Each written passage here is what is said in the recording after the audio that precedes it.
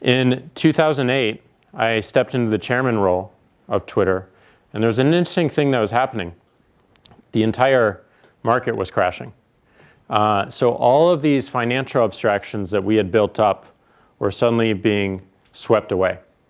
And there is no better time to start a company or a new idea than a depression or a recession, because a lot of the management teams were being asked to leave. There's a lot of people who needed to get really creative to create something new. And there was an opening. And there was an opening particularly in payments. And at this time, I also reconnected with my first boss when I was 15 years old. His name is Jim McKelvey. And he is a glass artist. He makes these beautiful pieces of glass. And we reconnected over Christmas. I normally go home for Christmas and visit my family. And we got to talking, and he wanted to build an electronic car company, and I said, I have no idea how to do that, but it's an interesting idea. But let's keep talking. We should definitely work together on something.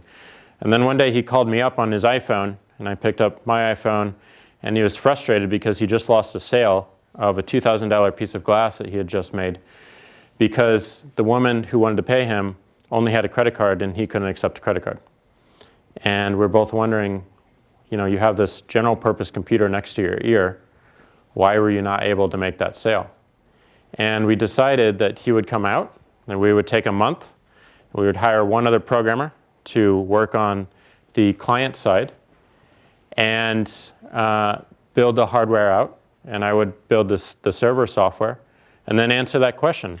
And in a month, we built a very early prototype of what is now known as Square, which is a credit card reader that plugs into the audio jack of your iPhone or your Android or your iPad or anything that has an audio jack. We just need to write software for it.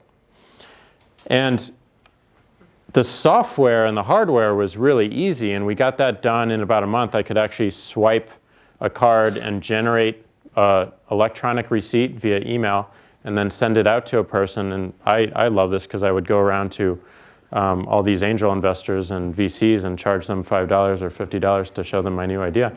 And made $600 from that, by the way. It was awesome.